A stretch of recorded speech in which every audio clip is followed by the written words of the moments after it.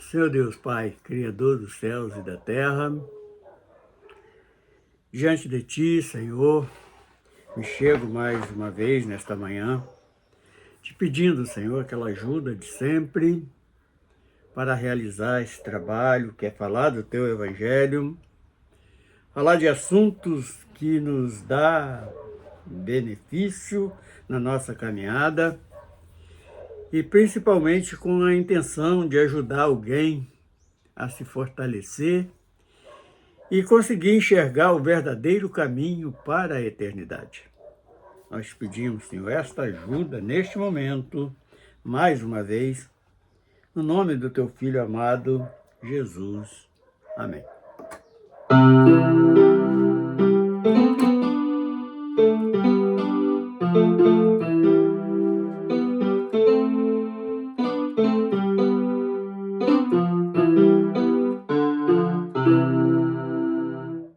A singela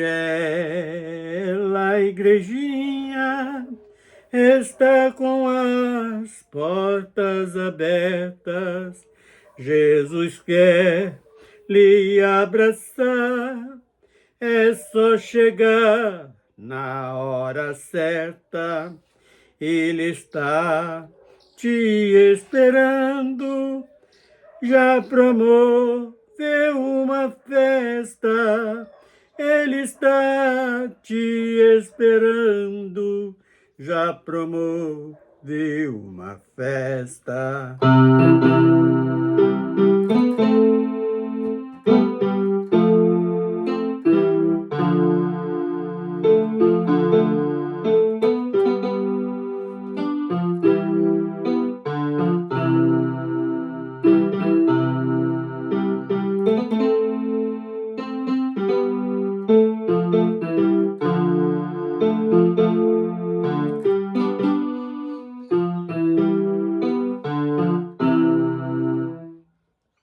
No banquete, na igrejinha, tem cordeiro e tem pão.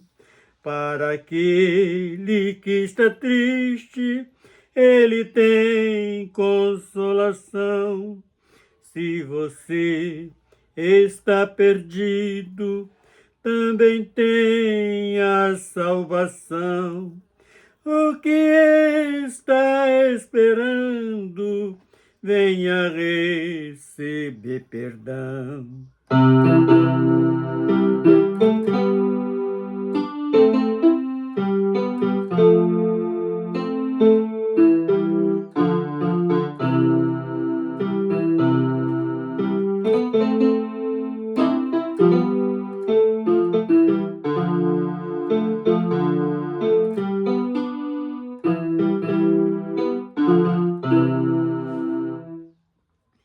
A singela igrejinha está com as portas abertas.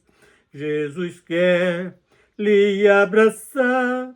É só chegar na hora certa. Ele está te esperando. Já promoveu uma festa. Ele está te esperando. Já promoveu uma festa.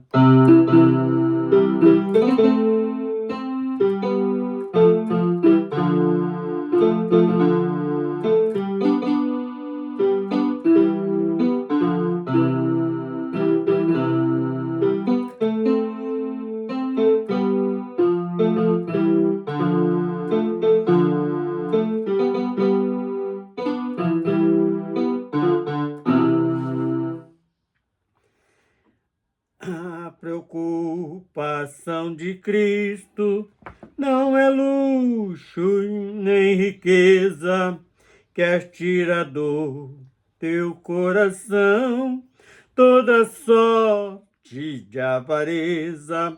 Mas quem entra na igrejinha vai contemplar a beleza do Espírito Santo consolando, retirando toda a tristeza.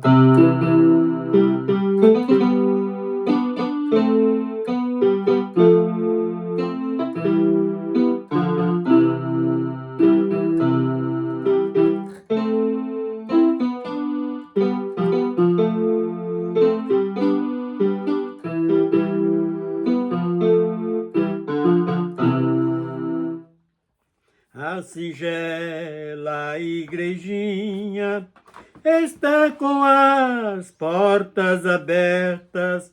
Jesus quer lhe abraçar. É só chegar na hora certa. Ele está te esperando. Já promoveu uma festa. Ele está te esperando. Já promoveu uma festa.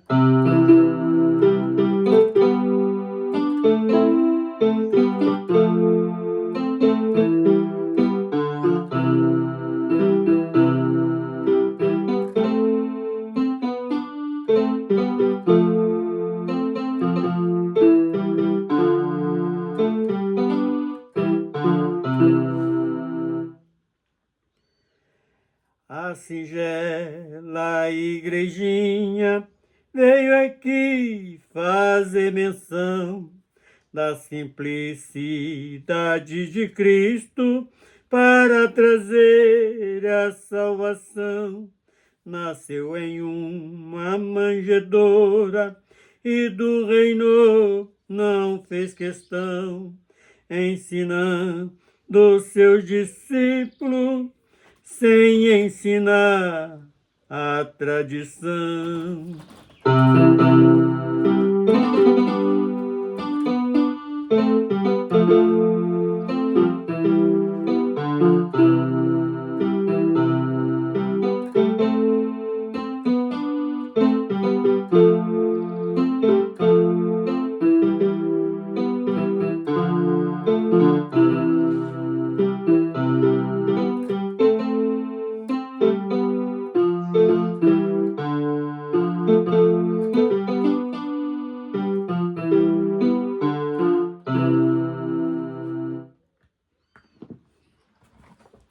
Bendito seja o nome do Senhor.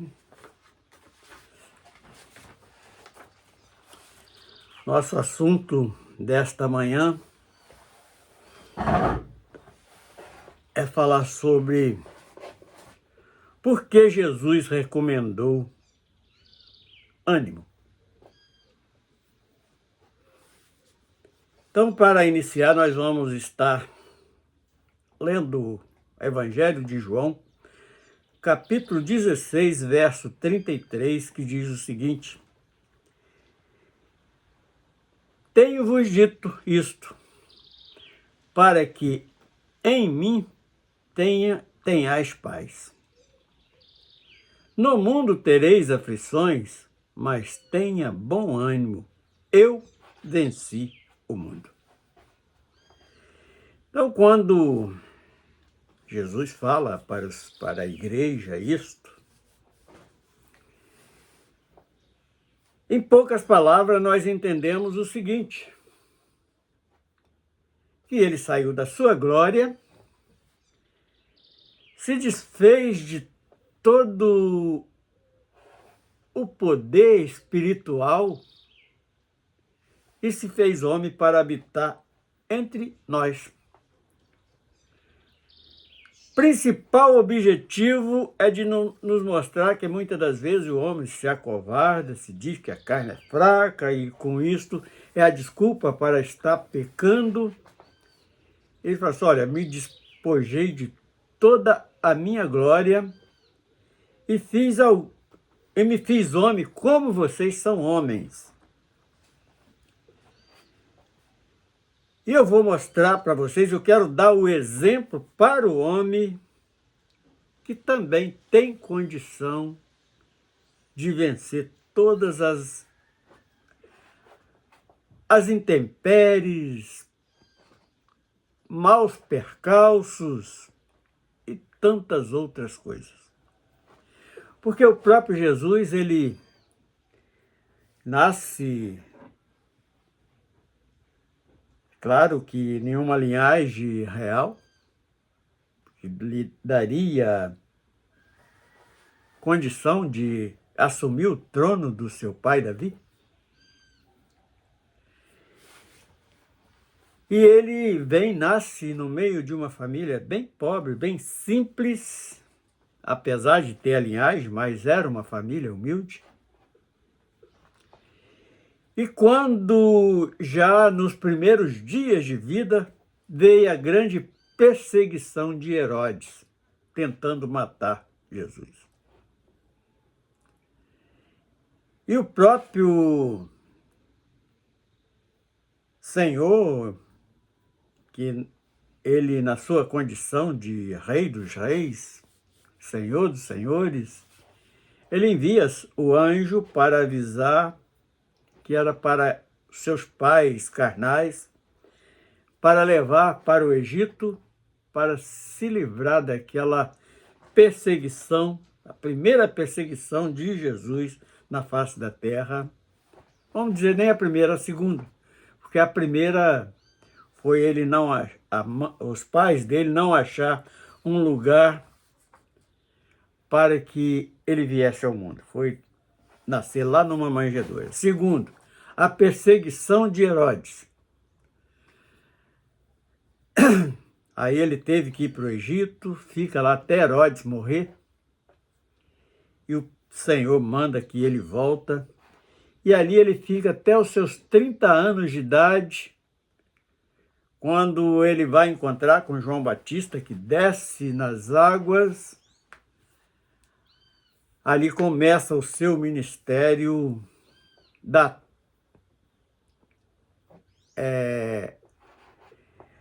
o ministério da edificação da salvação. Seu ministério que ele veio executar para fazer a transição para a graça, da lei para a graça. E ali vem mais esta investida notória que aparece. Os seus irmãos carnais não aceitavam quem ele era.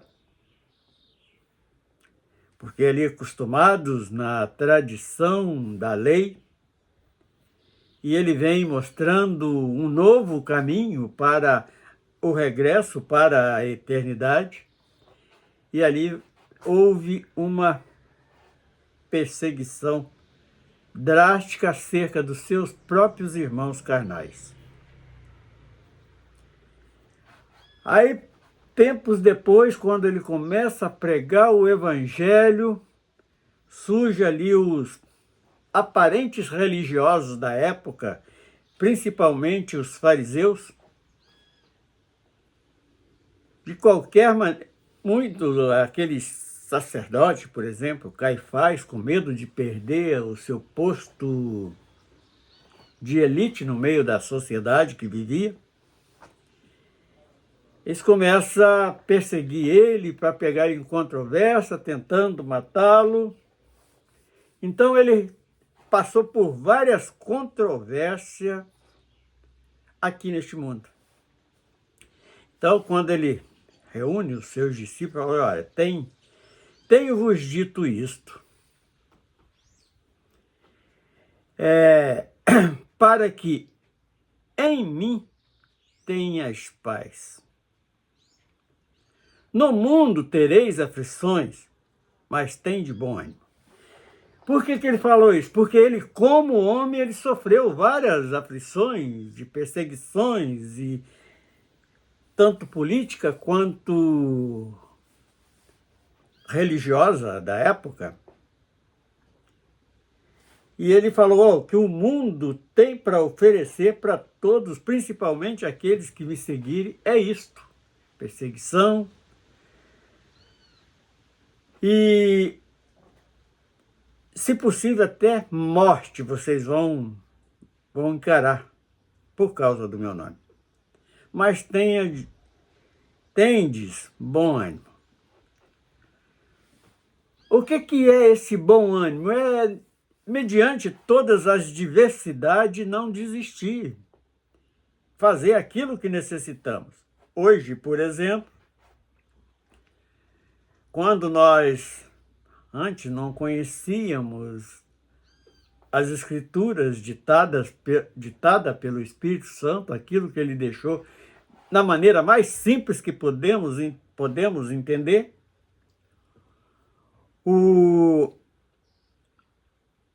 os tradicionais todas as seitas são contra quando nós falamos de alguma coisa que eles estão errando contra a doutrina dos apóstolos e contra a doutrina do próprio Jesus. Eles se formam grupos fazendo drásticas campanhas para querer nos calar. Mas nós não podemos desanimar, nós temos que ter ânimo em cima disso, porque este evangelho da verdade precisa ser pregado. Aí ele, no final do versículo, pessoal, eu venci o mundo, porque ele ali, como homem, ele tinha vencido o mundo, apesar de ainda não ter sido elevado ao madeiro no Calvário, mas ele já estava preparando os seus discípulos a respeito disto. Aí depois, o último dos apóstolos, que foi Paulo, o apóstolo Paulo, em Atos dos Apóstolos 23:11, que diz o seguinte: e na noite seguinte, apresentando-se-lhe o Senhor, disse: Paulo, tem ânimo, porque como de mim testificaste em Jerusalém, assim importa que testifiques também em Roma. O que aconteceu aqui? Paulo, quando chega em Roma, em Jerusalém, que chega no templo, ele é preso, exatamente por pregar este evangelho do reino dos céus, o evangelho verdadeiro, aqueles que precisavam, que tinha que estar reconhecendo esta mudança, este cumprimento da lei no próprio Filho de Deus, e ali iniciado a graça, não, eles vão contra. E o desejo deles era matar Paulo também. Mas Paulo, como era naturalizado, era um judeu, naturalizado romano, ele tinha 2 cidadanias, ele apela para o governo de Roma para que ele não fosse executado. Então, em Atos dos Apóstolos 23:11 diz assim: quando estiver aquela reunião que decretaram a prisão dele, o Senhor se identifica para Paulo e diz, apresentando-se-lhe o Senhor, disse: Paulo, tem de ânimo. Aquele mesmo conselho que ele deu aos discípulos dele, os apóstolos, lá antes dele ser executado no Calvário, ele também, em espírito, ele faz esta mesma afirmação para Paulo. Porque ainda não tinha terminado a obra que estava decretado para que ele precisava de pregar ainda para alguns gentios, que no caso seria os romanos. Tem de ânimo, porque como de mim testificaste em Jerusalém, que ele já tinha anunciado Jesus Cristo, Salvador, para os judeus, precisava também fazer o mesmo lá em Roma. E, portanto, se cumpriu isto, porque na prisão ele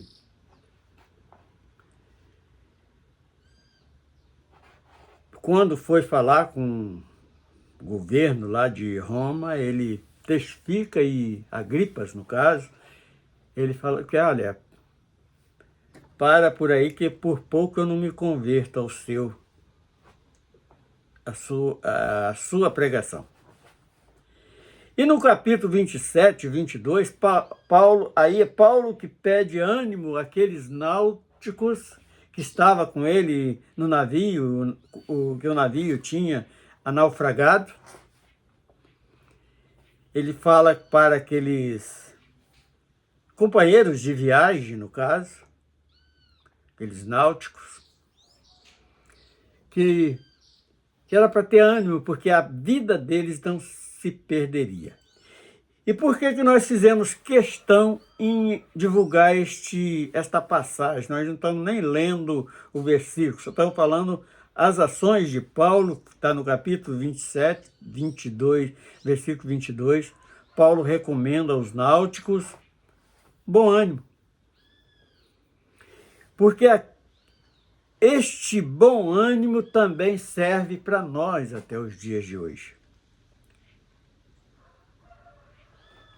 Porque enquanto nós estamos realizando a vontade de Deus, as nossas vidas estão sendo preservadas, assim como foi preservada a vida de Paulo. E nós que temos o desejo de anunciar este evangelho da verdade, nós tem horas difíceis que temos, por exemplo, um dia tentamos congregar em algum lugar que tem nome de igreja, mas ali deparamos com um evangelho, outro evangelho a qual o próprio apóstolo Paulo recomendou que não era para acreditar. Nós nos deparamos com isto e com isto recebemos crítica de intolerantes e tantas outras coisas, mas o importante é que nós entendemos a recomendação de Cristo, a recomendação do apóstolo Paulo, e vamos continuar fazendo, mesmo mediante a rejeição de alguns, a verdade precisa ser anunciada. Que não é nada destas campanhas que estão realizando hoje, oferecendo, são meros cartomantes, ali lendo sorte, falando, são os agentes dos falsos profetas, ali transmitindo coisas que não é vindo de Deus, oferecendo o que Jesus não ofereceu para ninguém. E quando deparamos com isto, nós meditamos numa palavra que este próprio apóstolo Paulo falou, que está em 1 Coríntios, que importa até que a heresia aconteça, mas só serve para uma coisa, para manifestar os sinceros. Está no capítulo 11 de 1 Coríntios. E isto